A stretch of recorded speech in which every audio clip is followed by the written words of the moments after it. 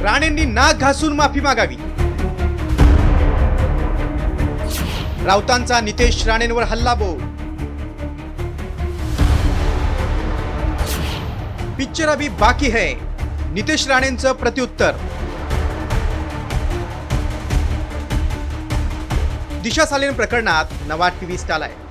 ठाकरे सेनेचे आमदार आदित्य ठाकरेंना या प्रकरणात क्लीन चिट मिळाली आहे। दिशा सालेंची हत्या झाल्याचं किंवा तिच्यावर कोणत्याही प्रकारचा लैंगिक अत्याचार झाल्याचं वैद्यकीय आणि वैज्ञानिक पुराव्यातून सिद्ध झालेलं नाही, अशी माहिती मुंबई पोलिसांनी हायकोर्टात सादर केली। एसआयटीच्या प्रतिज्ञापत्रात नेमकं काय म्हटलंय ते पाहूया।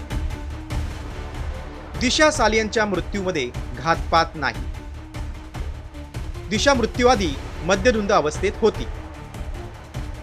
पोस्टमॉर्टम रिपोर्टनुसार लैंगिक आणि शारीरिक अत्याचाराच्या खुणा नाहीत।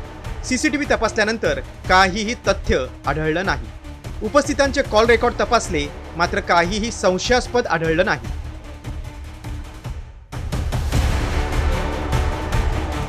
दरम्यान दिशा सालेंचे वकील निलेश ओझा यांनी तपास अधिकाऱ्यांवर कारवाईची मागणी करत त्यांनी चुकीचा रिपोर्ट सादर केल्याचा दावा केलाय।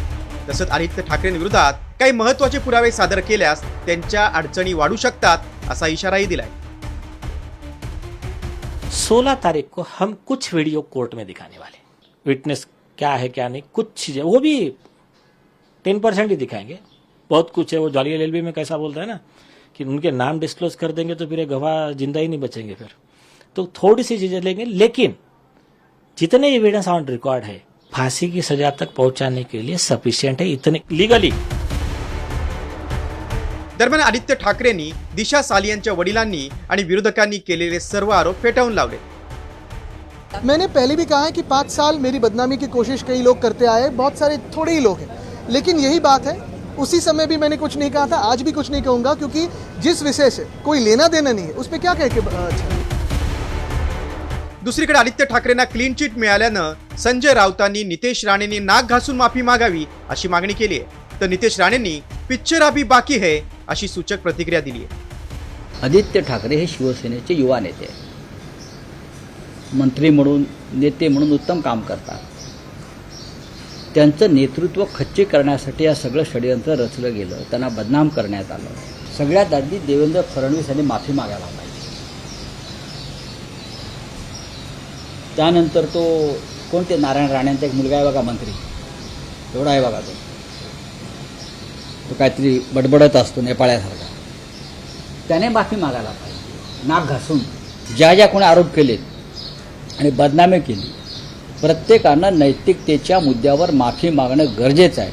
दिशा सालियनच्या स्वतःच्या वडिलांनी पण आरोप केलेले आहेत आणि जो ॲफिडेव्हिट काल जो दाखल झाला 17 जूनला, त्याच्या विरोधात तिच्या वडिलांनी पण एक दुसरा ॲफिडेव्हिट केलेला आहे, त्याला चॅलेंज करण्याचा। मग दिशा सालियनचे वडील ज्यांनी स्वतःची मुलगी गमावली, ते पण काय राजकीय आरोप करणार आहेत का? ते स्वतःच्या त्यांनी जे ॲफिडेव्हिट जे त्यांनी कोर्टामध्ये केलं, त्याच्यामध्ये त्यांनी आदित्य ठाकरे, डिनो मोरे या सगळ्यांची नावं दिशा सालियनच्या वडिलांनी घेतलेली आहे। मी एवढंच सांगेन की पिक्चर अभी बाकी आहे। आता 16 जुलैच्या सुनावणीत नेमकं काय होतंय याकडे सर्वांचं लक्ष लागलंय। आदित्य ठाकरेंना तात्पुरता दिलासा मिळाला असला तरी दिशा सालियन प्रकरणात आणखी कोणती माहिती समोर येणार हे पाहणं महत्त्वाचं ठरणार आहे। ब्युरो रिपोर्ट, साम टीव्ही न्यूज।